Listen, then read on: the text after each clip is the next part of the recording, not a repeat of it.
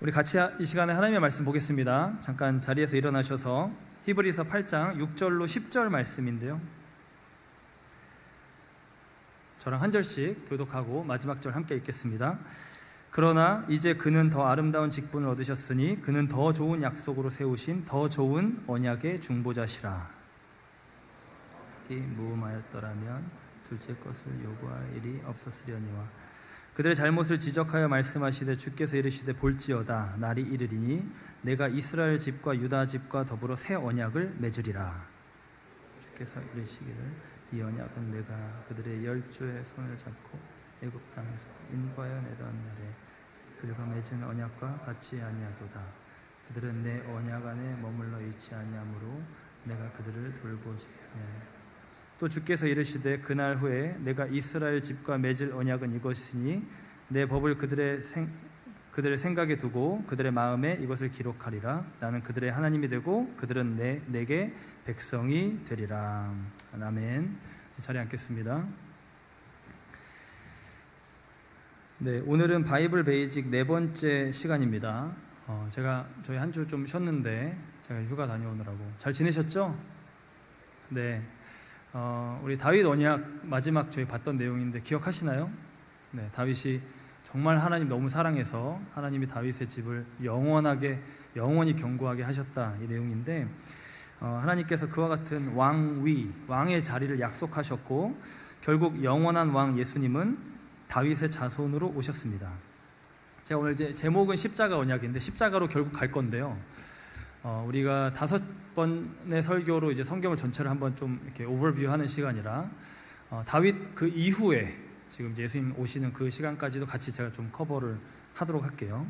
이 다윗의 자손으로 예수님 오시는데 결국에는 이 과정이 그렇게 순탄하진 않았습니다. 전에 제가 말씀드린 대로 다윗의 모든 아들들과 손자들을 다 죽이겠다고 눈에 불을 켜고 일어난 아달랴 여왕 같은 이세벨의 딸이었죠. 그런 사람도 있었어요. 그래서 다윗의 대가 다 끊어질 뻔했고요. 이렇게 외부에서도 막 이렇게 위협과 그런 어려움이 있었지만 더 심각한 건 뭐였냐면 내부의 문제였습니다.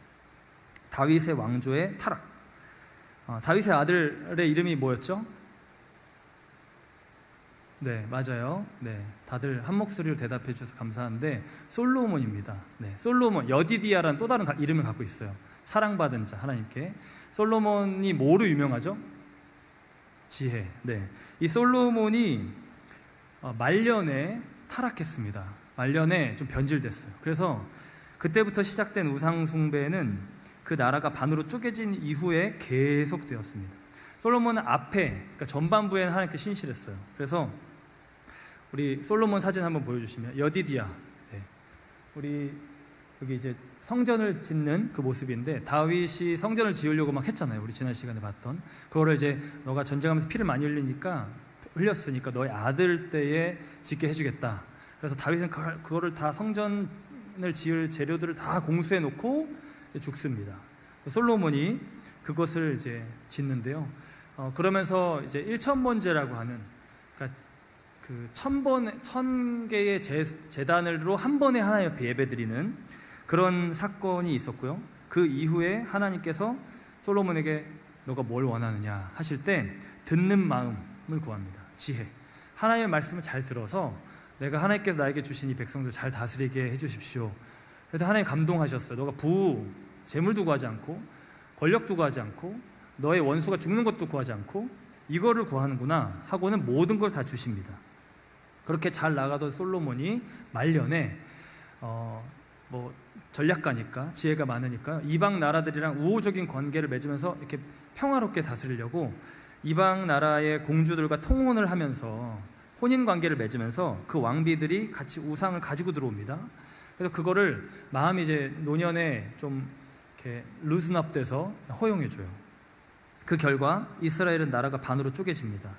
하나님만 섬겨야 되는 그 이스라엘 백성이 이방 우상들이 이제 그 안에서 막 제사가 드려지니까 하나님 앞에 심판을 받게 되는데 북이스라엘과 남유다로 우리 지도 본 것처럼 이렇게 나눠집니다.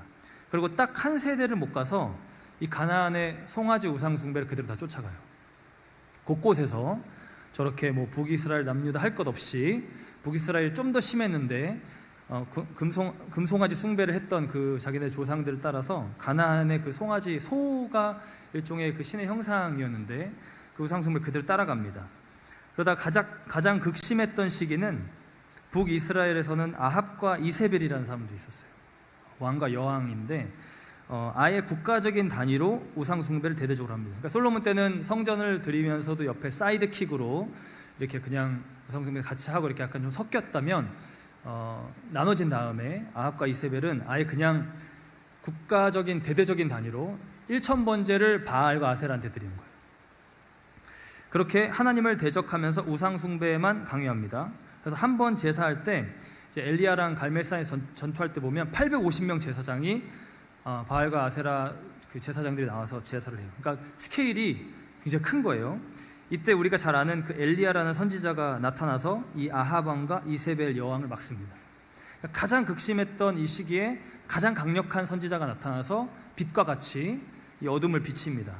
그래서 갈멜산에서 누구 제사해? 넌 바알, 아세라 신전 드려라, 신에게 드려라. 난 여호와께 제사한다. 누구의 그 제물에 하늘에서 불이 떨어져 응답되나 보자라는 결투를 합니다. 그때 이제 엘리야가 이기면서 그 잠깐 그 제사장들을 다 물리치고 그 다음에 이스라엘 백성들이 하나님께로 잠깐 돌아오는 그런 일들이 있었어요. 잠시나마 그렇게 돌이키고자 합니다. 북이스라엘 상황은 그랬고요. 남유다의 상황은 그 남유다에서 최악의 순간은 아까 말한 그 아달랴라는 여왕이 시집와서 여왕이 된 다음에 다윗의 가문 씨를 말릴 때 이제 그랬고, 이세벨의 딸이니까 사실상 같은 그 라인으로 오는 거예요. 그리고 그 이후에 아하스 왕이나 므낫세 같은 대표적으로 악한 왕들이 성전에다가 아예 우상을 그냥 갖다가 넣어버립니다. 우상을 이렇게 놓고 거기에 뭐 1월 성신 막 그러니까 이상한 보니까 여러 가지를 막 같이 넣어놨잖아요. 저거는 이쪽에 있는 이게 밀곰 그 자식을 이렇게 신에게 바치는, 자식을 불 가운데 지나가게 하고 이런 성경의 표현들이 있는데 유아 인신 제사입니다. 가나안에서 하던, 우리 지난 시간에 말했던 그런 이방 제사를 하고요.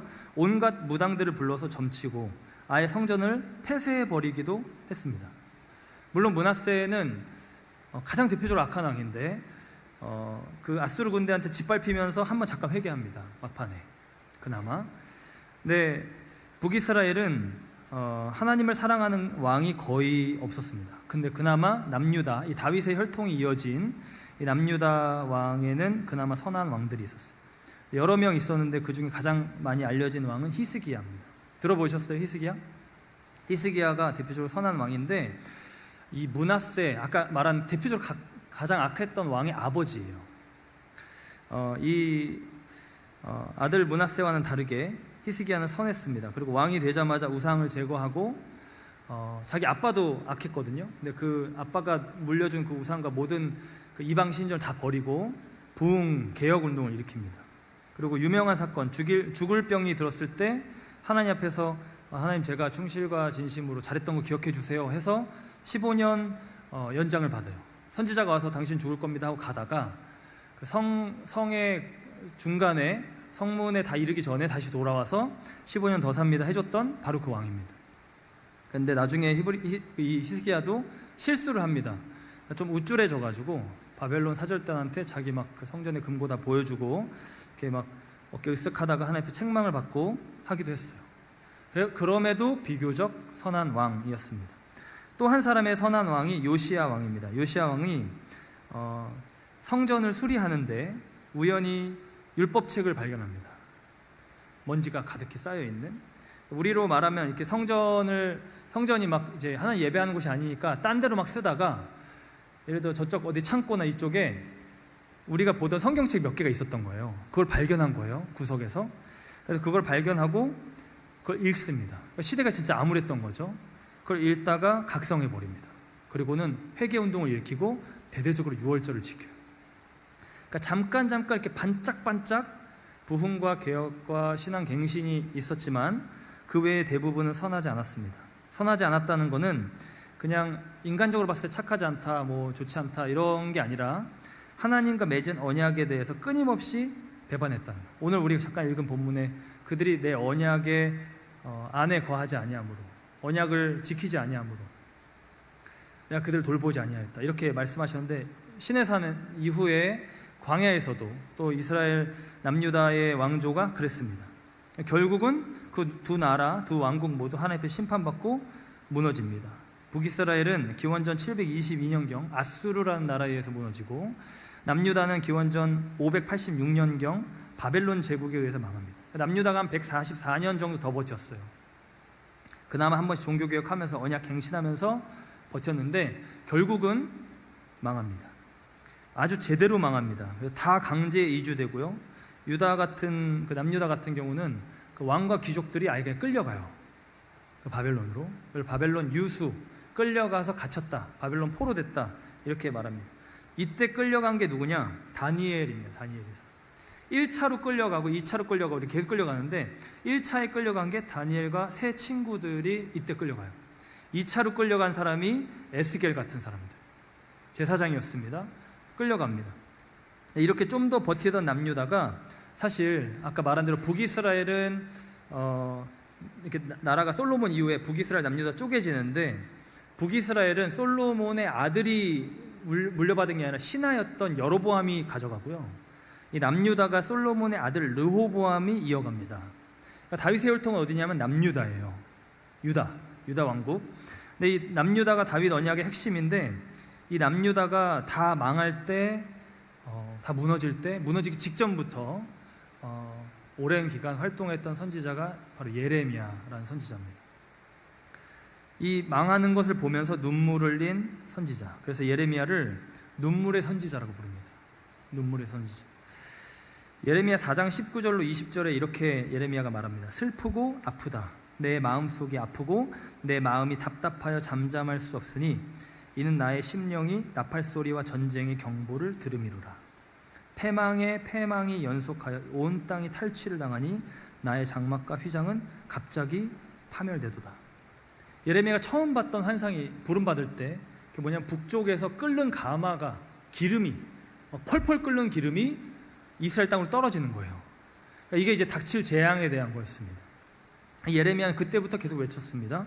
여호와께 돌아오라고, 그러면 살 것이라고. 그러나 죄가 없이 그동안 지었던 그 끊임없이 막 40년간 30년간 한 왕조 쓸 때마다 므낫세 같은 경우 별짓을 다 했거든요.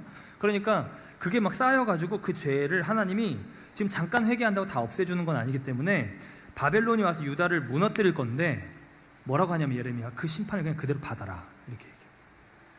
너희가 사람의 손에 맡기는 게 아니라 하나님의 손에 맡겨지는, 그 다윗의 고백, 다윗이 그런 고백했는데 예레미야가 똑같이 그냥 그대로 받아라 합니다. 그러면서 바벨론에 너희가 끌려갈 것이다, 대신 하나님께 그 매를 달게 맞아라. 그 매를 맞더라도 하나님 너희를 포기하지 않는다, 이렇게. 결국 회복시키실 것이다. 몇 년 만에? 70년 만에 그런 얘기를 합니다. 그때 하나냐 같은 거짓 선지자는 뭐라고 예언하냐면, 그럴 일 없다, 지금까지 하나님이 이 남유다 왕국을 지키신 것처럼 우리 이스라엘 민족 하나님 앞에 특별한 백성이기 때문에 하나님 우리를 애굽에서도 건지시고 여기서 건지고 저기서 건지시고 우리를 건지셔서 지키실 것이다. 바벨론은 우리 흔히 말하는 표현으로 한 길로 왔다 7길로 물러갈 것이다, 이렇게 표현했어요. 근데 결국은 예레미야가 맞았습니다. 이 거짓 선지자 여러 명 일어나는데 막 예레미야 뺨을 치기도 하고 막 매를 때리기도 하고, 언제 여호와의 신이 나한테서 가서 너한테 가서 너로 하여금 예언하게 하느냐, 막 그러면서 예레미야가 잘못된, 그러니까 겉으로 봤을 때는 예레미야가 듣기 좋은 말이 아니었어요. 심판에 대한 메시지였으니까 이 하나냐라는 거짓 선지자의 말이 좋은 말이었어요. 그렇지만 하나님께서 진짜 말씀하신 선지자는 예레미야였습니다. 이 맥락에서 이 늘 심판과 무너짐을 예언하던 예레미야가 하나님의 본심을 말합니다. 그러니까 지금으로 비유하면 어떤 목사님은 늘 희망을 얘기하고 소망을 얘기하고 괜찮습니다, 하나님 여러분 사랑합니다, 이 얘기만 하는 거예요. 근데 어떤 교회 한 목사님은 계속 맨날 회개만 얘기하는 거예요. 심판이 있다고 얘기하는 거예요. 약간 무서운 얘기만 하는 거예요. 성도들이 듣기에는 그 무서운 얘기하는 목사님이 뭔가 사랑의 목사님이라고, 사랑이 많은 분이라고 생각 안 할 거 아니에요. 그분이 섬기는 하나님은 사랑의 하나님이 아니라고 느껴지는 거예요. 그죠? 그냥 듣기에는. 근데 이 예레미야가 늘 심판과 무너짐에서 얘기하지만 하나님의 본심을 얘기할 때가 있었습니다. 그게 우리가 자주 봤던 말씀인데, 예레미야 29장 11절에 이렇게 말합니다. 여호와의 말씀이니라. 지금 하나님 나에게 말씀하셨다라는 거예요. 그러면서 너희를 향한 나의 생각을 내가 아나니 평안이요 재앙이 아니니라. 너희에게 미래와 희망을 주는 것이니라. 그러면서 이스라엘이 하나님께 돌아와서 부르짖으면 하나님이 여전히 듣고 응답하시겠다 말씀하십니다. 그게 예레미야 33장 3절에 나와요. 너는 내게 부르짖으라.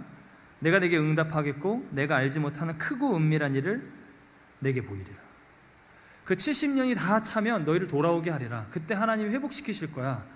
하나님의 본심은 너희를 그냥 멸하게 하고 재앙을 주고 하는 게 아니라 이 죄를 너희가 다 씻어내고 정말 깊은 회개의 자리로 가서 그 바닥 찍고 다시 올라오는 거야. 이 얘기를 하는 거야. 그리고 궁극적으로 예레미야는 엄청난 것을 예언하는데 곧 메시아의 새 언약을 예언합니다.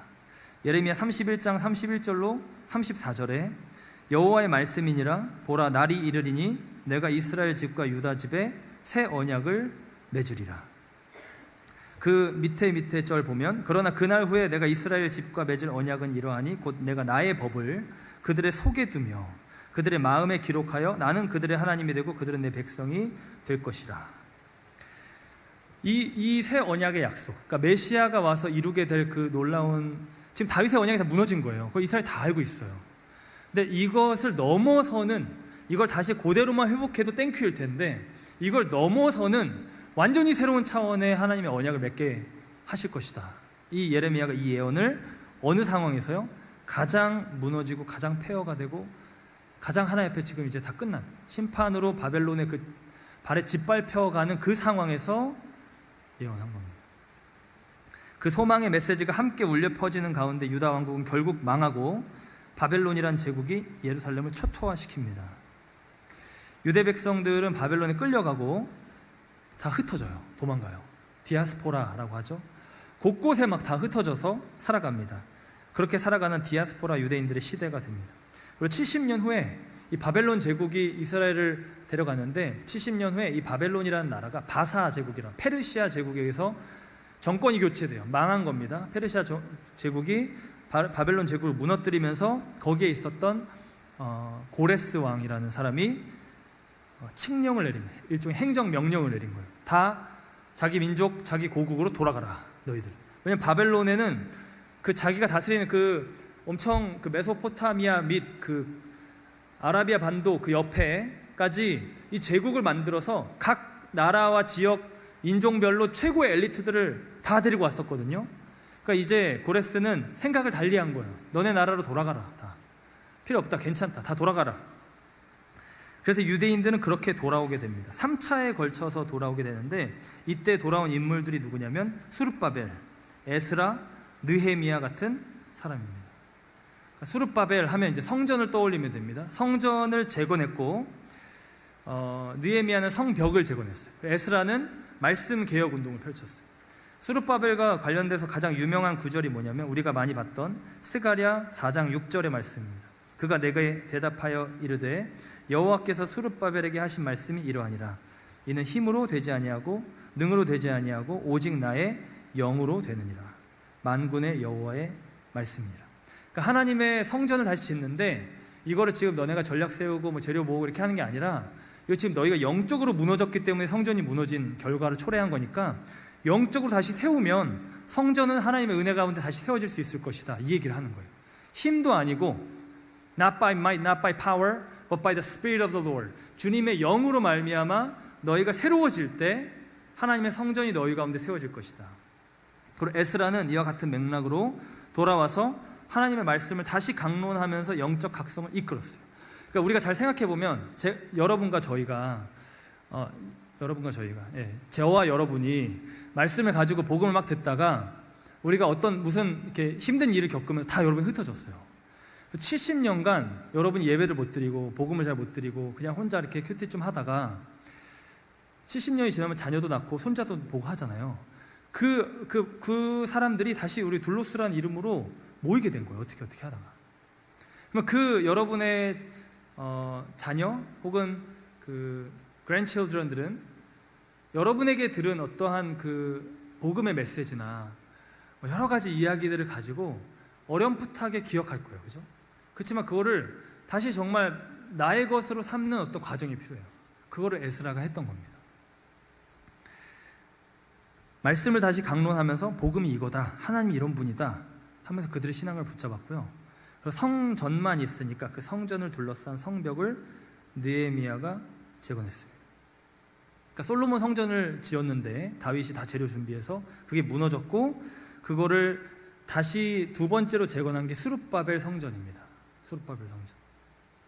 솔로몬 성전에 비하면 규모도 작고 영광이 덜했어요. 저 옆에 있는 그림의 두 번째, 약간 흑토로 지은 것 같은. 그러니까 포로기 돌아와서 지금 나라가 세를도 안 돼 있는데 지금 뭐 그냥 모여 있는데 성전 지은 거예요. 일단 성전 지어야 되니까. 솔로몬 성전에는 굉장히 영광스러웠지만 전성기 때 지은 거니까요. 지금 이거는 굉장히 초라해 보였습니다. 근데 그때 이 맥락에서 학개 선지자가 이와 같은 말을 하는 거예요. 학개 2장 9절에서 이 성전의 나중 영광이 이전 영광보다 크리라. 만군의 여호와의 말이니라. 그러니까 지금 너희가 눈에 보이는 성전, 옛날 솔로몬 성전 생각하면서 지금 너무 다행이지만, 그나마 지금 이렇게 지어 다행이지만 좀 초라하다 생각했을 때, 이 성전의 나중 영광은 그냥 우리가 생각하는 그런 물리적 성전 개념이 아니라 정말 하나님의 영광스러운 성전이 될 것이다, 더 클 것이다. 학개가 이와 같은 예언을 한 거예요. 이런 예언을 하기도 한 겁니다. 나중에 이 스룹바벨 성전을 그 헤롯이라는 분봉왕이 유대인의 환심을 사기 위해 증축해집니다. 아까 봤던 그 세 번째 성전, 이 성전은 포로기 때 재건한 거라서 스룹바벨은 웅장하지 않았기 때문에 이거를 46년간 다시 증축을 해서 웅장하게 만듭니다. 유대인들의 환심을 살려고. 그리고 이 헤롯 성전 시대가 바로 언제냐면 예수님께서 이 땅에 오셔서 사시던 그때의 성전이에요.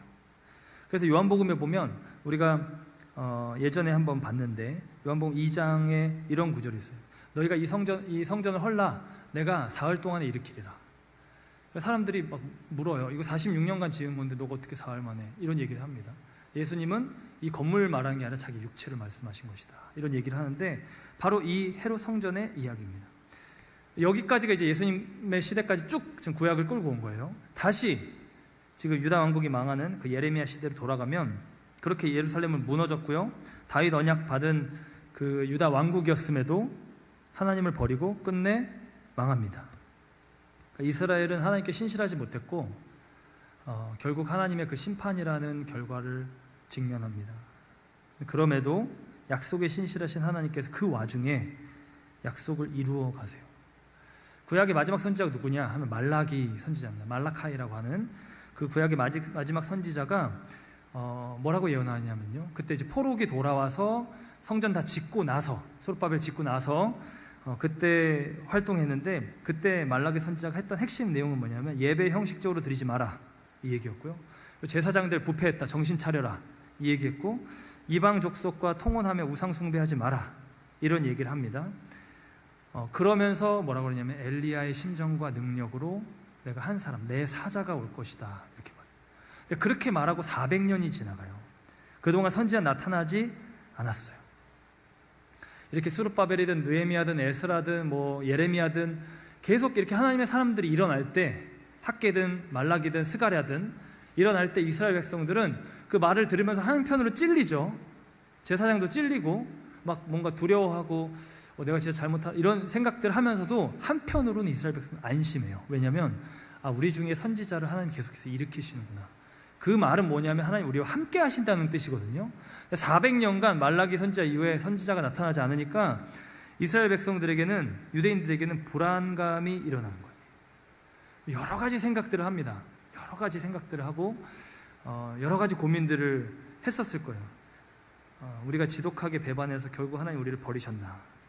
우리가 끝까지 우상숭배 멈추지 않아서 이렇게 언약이 다 깨졌나?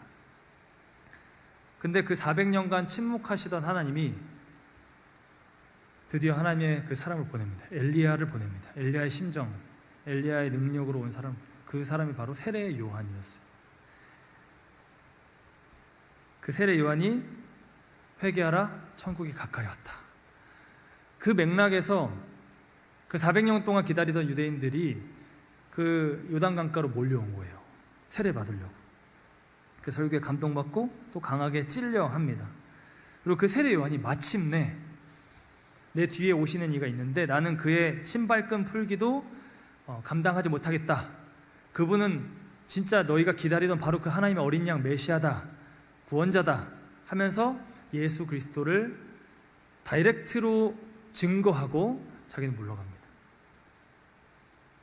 저분이시다. 바로 구약에서 그토록 선지자들이 시대마다 예언하고 외쳤던 바로 그 메시아, 바로 그 하나님의 어린 양, 바로 저분이시다. 저 예슈아, 나사렛에서 오신 저 예슈아, 저분이시다. 이제 구약의 모든 증거가 맞춰졌어요. 드디어 예수 그리스도가 나타나셨어요. 이렇게 계속해서 굴러서 엎치락 뒤치락 오던 언약 깨지고 다시 막 겨우 봉합하고 다시 깨지고 봉합하고 선지자들이 일어나서 막 자기 목숨 다 버렸거든요.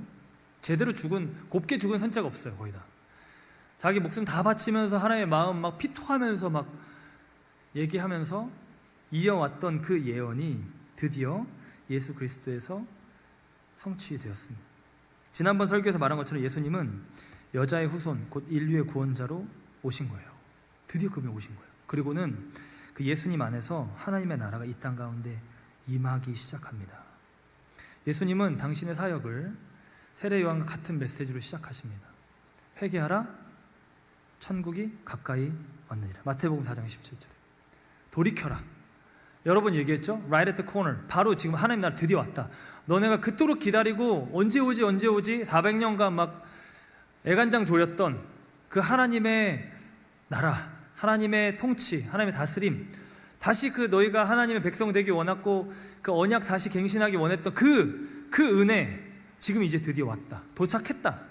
여러분이 막 그토록 기다리던 그 아마존 딜리버리 지금 온 거예요. 지금 문 앞에 확 와닿으시나요? 네. 갑자기 생각났어요. 그 뷰. 저희 주원이가 막 기다리거든요. 뭐 사주면 띵 이렇게 누가 앞에만 지나가도 옆집 건데 자기 건 줄 알고 가서 문 열고 확인하고 지금 right at the corner, 지금 문 앞에 왔다. 지금 그 하나님의 나라가. 그리고 예수님께서 정말로 보이십니다. 뭘 보이시냐면 하나님의 나라가 임했을 때에만 볼 수 있는 일들을 보이십니다.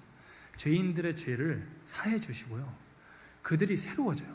우리가 흔히 예수님이 죄인들의 친구였다 하면서 그냥 죄인들과 같이 이렇게 어울리셨다 이런 모습들에 대해서 간혹 그 죄인들의 그 모든 삶을 그냥 affirm하고 endorse하면서 같이 그냥 하신 것처럼 왜 우리는 지금 그렇게 하지 않습니까? 이렇게 생각하는 경향이 있는데 근본적으로 다른 게 뭐냐면 예수님은 사람의 손으로 깎지 아니하는 돌, 그러니까 만지면 깨끗해지는 거예요. 그분을 만지면 이 옷자락 잡으면 깨끗해지는, 정결케 되는. 그러니까 죄인들이 와서 그 죄에 머물면서 예수님이 죄인들의 삶 가운데로 내려가셨지만 예수님을 그들이 터치함으로, 그분의 말씀을 들음으로, 그분에게 안수받고 뭐 기도받고 말씀 듣고 하면서 그들이 변화된 심령으로, 변화된 양심으로 죄를 떠나면서 함께한 거예요.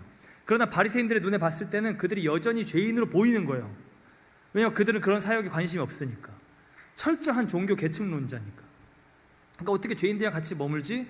사실은 그 죄인들이, 지금 삭개오 같은 죄인들이 더 깨끗한 거예요. 예수로 말미암아 깨끗해진 거예요. 회심했으니까. 그죠? 그러니까 죄인들의 죄를 사하게 해주셨고 새롭게 해주셨습니다. 그리고 그것에 어떤 그 보이는 증거와 같은 병든 자의 질병들을 깨끗하게 해주셨어요. 악한 영, 곧 귀신 들린 자들이 고침을 받고 자유케 됐습니다. 그러면서 예수님께 말씀하셨어요. 마태복음 12장 28절에 내가 하나님의 성령을 힘입어 귀신을 쫓아내는 거면 하나님의 나라가 이미 너희에게 임하였느니라. 그러니까 바알세북, 유대인들이 그때 생각하고 있었던 마귀의 어떤 이름인데, 그러니까 그 마귀의 나라가 서로 이렇게 같이 컨플릭하지 않듯이 지금 귀신이 떠나가는 거면 이건 하나님의 성령의 역사다, 이런 얘기를 예수님이 하시면서 지금 귀신이 떠나가는 거면 내가 하나님의 성령을 힘입어서 지금 하나님의 나라가 너희 가운데 이미 임한 거다, 이렇게. 하나님의 나라가 임한 거예요. 지금 마침내 그토록 고대하던 그 하나님의 나라, 하나님과 다시 함께 하는 것, 임마누엘 하는 것, 그 구속이 임하기 시작한 겁니다. 그리고 이와 같은 예수 그리스도의 사역은 어디서 정점을 찍냐면 십자가와 부활입니다. 이게 십자가 언약이에요. 이 예수께서 이루신 십자가 언약은 앞서 봤던 아브라함 언약, 다윗 언약의 최절정이요 완성입니다. 다윗 언약, 아브라함 언약이 하나의 큰 강이라면 그 새끼치는 많은 강들이 있어요. 이삭에게도 야곱에게도, 그죠? 다윗도 그렇게 있다면 그 중간에 뭐 요시아든 히스기야든 다 그들이 다 무언가 메시아의 어떤 부분을 경험하고 오실 메시아의 그 은혜를 입고 뭐 나단 선지자든 이사야든 다 그와 같은 어떤 한 부분을 예언한 거예요. 그러니까 큰 물줄기가 있고 작은 강들이 있고 그것이 결국 다 모여서 어디로 오냐면 큰 바다로 오잖아요. 모든 그 물을 다 받는 바다. 그 하나님의 영광이 그 물이 바다 덮음 같이 하나님의 그 생수가 다 잠겨 있는 이 세상을 덮는, 내가 세상을 이기었노라 하실 수 있는 그 놀라운 그 그릇, 언약의 최종점, 거기가 예수이신 거예요. 완성이신 거예요. 그리고 예수님은 이것을 새 언약이라고 부르셨어요. 십자가를 지시기 전날 밤 예수님은 성만찬을 제자들과 하시면서 다음과 같이 말씀하셨습니다. 누가복음 22장 20절에 저녁 먹은 후에 잔도 따르는 잔 음료를 마시는 거예요. 그와 같이 하여 이르시되 이 잔은 내 피로 세우는 새 언약이니 곧 너희를 위하여 붓는 것이니라. 지금 내 피로, 다른 걸로 하는 게 아니라 내 피로, 예수님의 십자가 희생으로 지금 약속을 체결한다는 거예요. 페이를 다 끝낸다는 거예요. 우리의 student loan, 우리의 mortgage loan, whatever loan, 그거를 다 갚으신다는 거예요. 완전히. 이것은 예레미야가 메시아의 시대에 올 새 언약의 성취를 말씀하시는 거예요. 예레미야 31장 31절에 아까 본 대로 보라 날이 이르리니 그때가 올 건데 내가 이스라엘 집과 유다 집에 새 언약을 맺으리라. 오늘 본문이 바로 그 얘기하는 겁니다. 히브리서 8장 6절로 10절에 이제는 더 아름다운 직분을 얻으셨으니, 그 앞서서 말하는 그 언약의 중보자를 얘기하시는 건데, 그는 더 좋은 약속으로 세우신 더 좋은 언약의 중보자시니라. 첫 언약, 그 좋은 거였지만 하나님이 구속의 단계 가운데 우리에게 주신 굉장히 중요한 사인들이었지만 그게 완전한 것이 아니었기에 더 좋은 약속을 주셨다. 저 첫 언약이 무흠하였더라면 둘째 것을 요구할 일이 없었으려니와. 그렇지 않다는 거예요. 새 언약을 줄 거라는 거예요. 아까 읽은 말씀이죠. 또 주께서 이르시길 이 언약은 내가 그들의 열조의 손을 잡고 애굽 땅에서 인도하여 내던 날에 그들과 맺은 언약과 같지 아니하도다. 왜냐하면 그건 돌판에 새겼던 시내산 언약이잖아요. 이 언약은 그렇지 않다는 거예요. 그들이 내 언약에 머물러 있지 아니하였기 때문에 돌보지 아니하였는데, 새로 맺을 이 언약은 내 법을 그들의 생각에 두고 그들의 마음에 이것을 기록하리라. 나는 그들의 하나님이 되고 그들은 내게 백성이 되리라.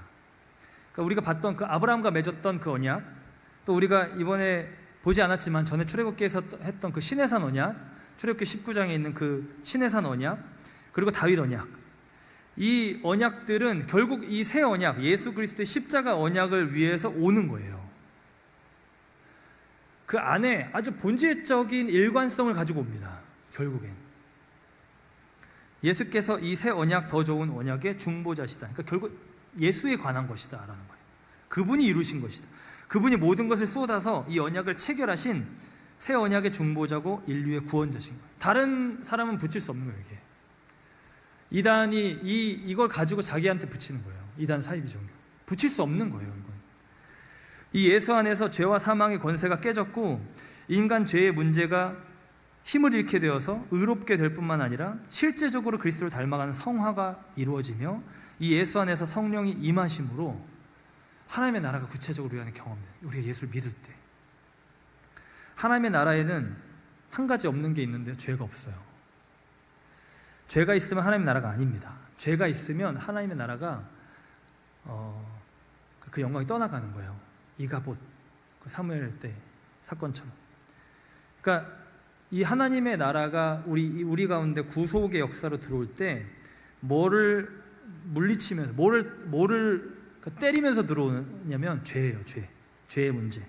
근데 죄가 어떤 행위가 아니라 그 죄됨 그 자체, sinfulness 그 자체, 내 안에 계속 죄를 만들어내는 그 칼빈이 말한 우상을 제조하는 공장 시스템이 우리 안에 있다는 건데, 그 우상도 계속 만들어내는 것도 문제지만 이것도 멸해야 되지만, 이게 구약의 시대에서 벌어졌던 거라면 신약은 결국 그 하나님의 법이 내 마음에 기록되는 거잖아요. 그러니까 공장이 바뀌는 거예요. 이 공장이 옛날 공장이 문을 닫는 거예요. 이 sinfulness 자체, 이 죄를 양산해내는 이 죄성 그 자체, 이거를 타겟으로 들어오는 겁니다. 예수 그리스도의 구속의 사역이.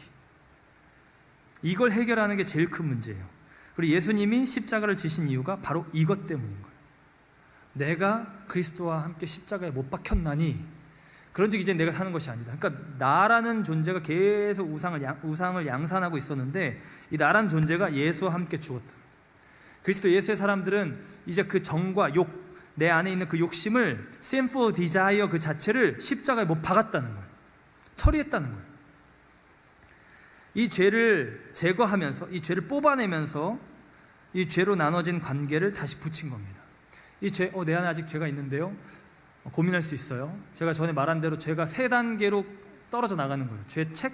죄의 책임, 이게 칭이고, 죄의 권세, 이게 성화로 말미암아 떨어져 나가는 거고, 죄의 존재 자체는 우리 결국 주님 다시 만날 때, 내 안에 죄의 존재가 있을 수 있어요. 그러나 그 죄의 존재가 내 안에 힘을 발휘하지 못하게 하는 거는 얼마든지 가능합니다.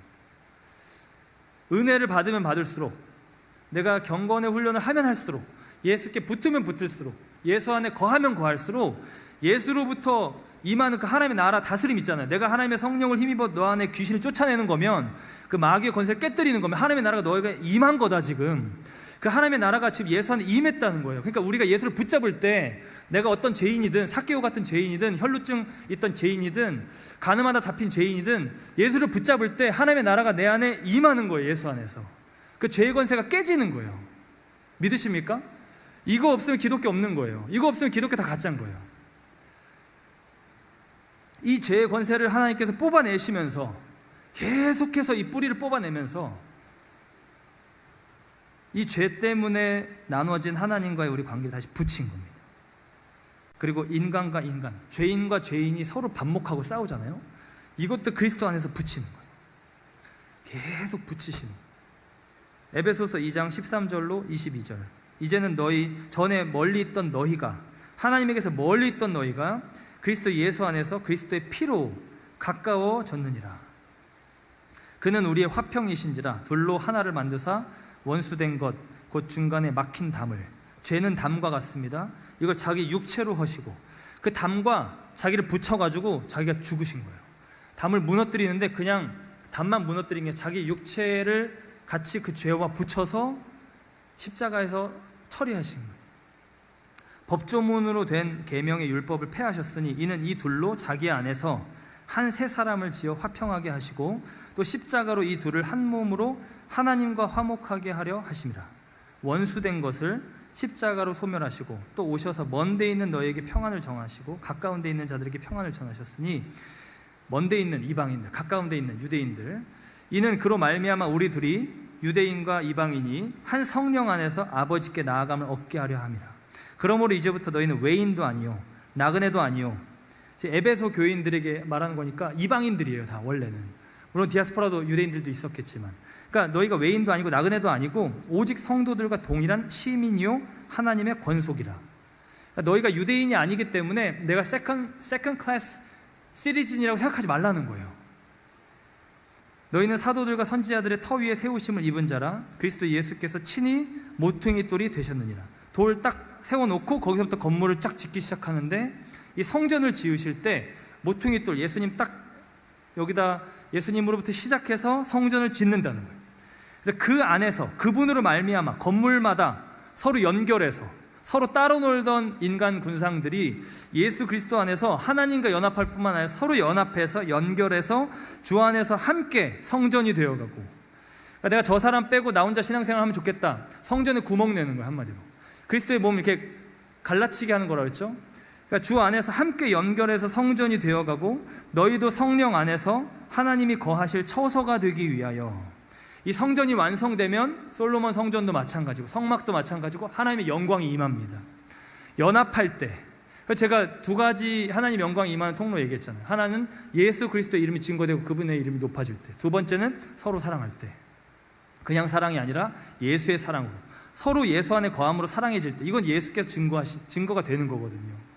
그러니까 이렇게 될 때 성령 안에서 함께 성전이 되어가면 그때 하나님의 거하실 처소가 되기 위하여 하나님 거기에 거하신다는 거예요. 오신다는 거예요. 그리스도 예수 안에서 함께 지어져 가느니라. 왜? 우리 안에 연약함과 어려움이 있으니까 하루아침에 안 되고 계속 지어져 가는 거예요. 우리 지지난번 수련회 이게 말씀이었죠. 함께 지어져 간다. 이것이 예수께서 십자가에서 이루신 언약의 성취입니다. 그 모든 불의함, 모든 우상 숭배, 그 모든 자아 숭배, 자기가 하나님 없이 하나님 제끼고 내가 왕이 되려고 하는, 하나님 죄송한데 여기까지만 간섭하시고 여긴 내 마음대로 하겠습니다 라고 생각하는 그 인간의 극심한 이 본능, 이거를 다루시는 거예요. 그게 계속해서 올라와서 그간 세상은 타락한 건 말할 것도 없고 거기는 하나님 없는 동네니까요. 이스라엘도 유다도 결국 그것 때문에 망한 거예요. 내가 보기에 우상이 나에게 더 유익한 거예요. 그러니까 땡긴 거예요, 우상을.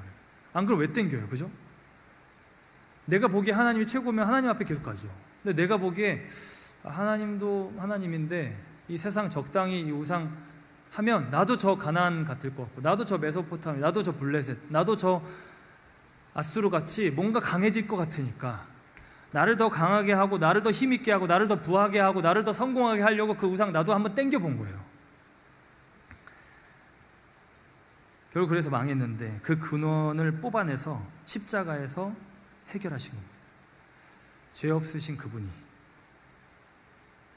죄를 다 뒤집어 쓰고 너희가 그 섬긴 그 우상 내가 다 가지고 죽노라. 목수이신 그분이요, 자기가 평생 다루던 그 나무에 달려서 죽으신 거예요. 성자 하나님, 창조주께서 자기가 만든 피조물들에 의해서 죽으시는 거예요. 자기가 피조한 세계에 목수이신 그분이 그 나무에 매달려 죽으신 거예요. 의로운 죽음을 감당하심으로 그 모든 값을 치르신 거예요. 그리고 그 죽음이 죽어버립니다. 죽음의 나라가 무너지고 새로운 문이 열려요. 그 예수라는 그 문에, 양의 문으로 새로운 문이 열려요. 아무도 그 밖을 못 나갔는데 다 갇혀가지고 컴컴한 그 죽음과 죄와 사망에 갇혀서 거기서 괴로워하고 거기서 어떻게 조금 더 살아볼까 하고 있었는데 저편에 갈보리 그 언덕에 문이 하나가 열린 거예요. 저기로 나가면 나갈 수 있는 거예요. 저기에 빛이 임하기 시작하는 거예요. 거기로 나가면 소망이 있는 거예요. 플레밍 러틀리지가 말한 대로 하나님은 로마 제국을 무너뜨리지 않으시고 도리어 그 제국의 가장 잔인한 도구로 세상을 구원하셨습니다.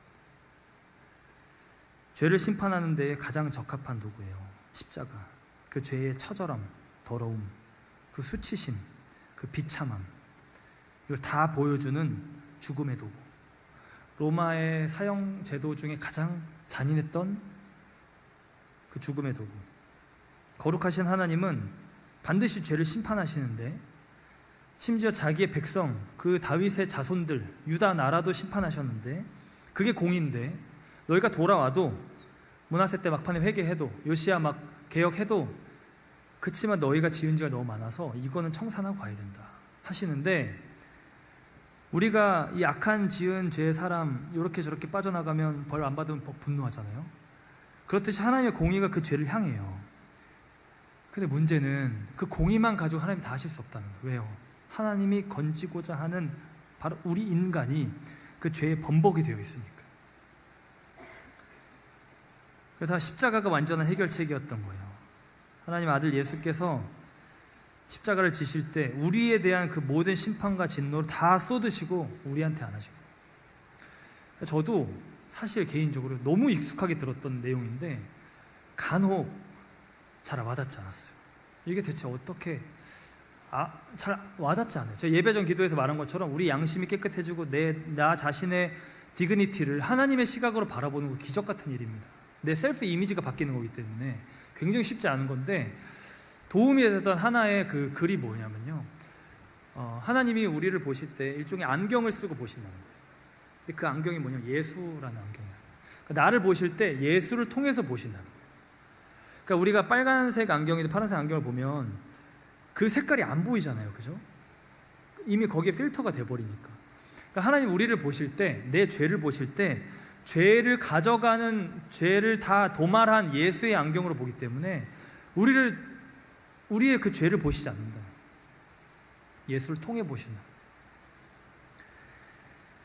하나님은 그렇게 그 예수와 연합한 자들을 용납하고 용서하고 구원하시기로 작정을 하셨습니다. 감정적으로 내가 회개해줘야겠다 막 긍휼이 불가치러서 하시다가 또 죄 짓는 거 보고 막 화가 나가지고 그냥 취소할까? 됐다 그냥 없이 할까? 이런 게 아니라 하나님의 그 완전한 사랑, 내가 내 아들을 주어서 너를 얻겠다 하시는 그 사랑을 아예 그냥 정하시고 그걸 끝까지 이루실 때까지 완성하신 거예요. 존 스토트가 그리스도의 십자가라는 책에서 말한 대로 하나님은 이런 분이다. 하나님이 단지 죄를 용서하신다면 그분은 거룩하지 않으며 단지 심판만 하신다면 거룩할지 모르지만 그분은 사랑이 아니시다. 그러니까 십자가는 이 공의와 사랑, 이 거룩과 긍휼이 만나는 완전한 지점이었어요. 로마서 5장 6절로 10절에 우리가 아직 연약할 때의 기약대로, 약속대로 그리스도께서 경건하지 않은 자를 위하여 죽으셨도다. 의인을 위하여 죽는 자가 쉽지 않고 선인을 위하여 용감히 죽는 자가 혹 있거니와 우리가 아직 죄인 되었을 때에 그리스도께서 우리를 위하여 죽으심으로 하나님께서 우리에게 대한 자기의 사랑을 확증하셨느니라. 이와 같은 십자가 언약은 아브라함 언약, 다윗의 언약의 완성이며 역사 속에 수많은 사람들이 이 언약을 발견하고 여기에 참여하면서 하나님의 자녀가 되었습니다. 실로 아브라함의 자손 예수로 말미암아 그들은 영생의 복을 얻었고요. 진짜 아브라함은 복의 근원이 됐고요. 다윗은 그 예수를 우리가 다 왕의 왕, 킹 오브 킹스, 이번에 히트했다고 하는 그 애니메이션 저도 봤는데 재밌더라고요. 그 영원한 왕이라고 예수를 부르면서 예수님을 주님이라고 부르게 됐어요. 진짜 다윗의 그 가문은 영원한 왕의 가문이 됐어요. 십자가 언약은 구약의 모든 언약의 성취입니다. 제가 늘상 인용했던 고린도 후서 2장의 말씀, 하나님의 약속은 얼마든지 그리스도 안에서 예가 되나니, 예스가 되나니, 그런지 우리가 아멘 하나님께 영광 돌리느니라. 이 십자가 언약은 실제고 이 십자가 언약은 능력이라서 우리가 이걸 경험하면 변하게 돼요. 변하게 돼요. 마틴 로이드 존스는 말했습니다. 십자가를 이해한 자는 결코 같은 삶을 살 수 없다. 하나님의 사랑은 우리의 자아를 완전히 무너뜨리고 새롭게 일으킨다. 그 하나님의 십자가를, 예수 그리스도의 십자가를 경험한 사람, 그 사람은 can never be the same again. 언제 바뀐다는. 이 십자가 언약은요, 오늘도 우리를 향해 있습니다. 다윗 언약, 아브라함 언약 우리에게 와닿지 않을 수 있어요. 우리 유대인들이 아니니까. 이 십자가 언약은 여러분을 향해 있습니다. 사랑하는 여러분, 이 십자가 언약을 발견하셨습니까? 이 십자가 언약을 참여하고 계십니까? 이 십자가의 예수 그리스도를 만나셨습니까? 우리 같이 기도하도록 하겠습니다.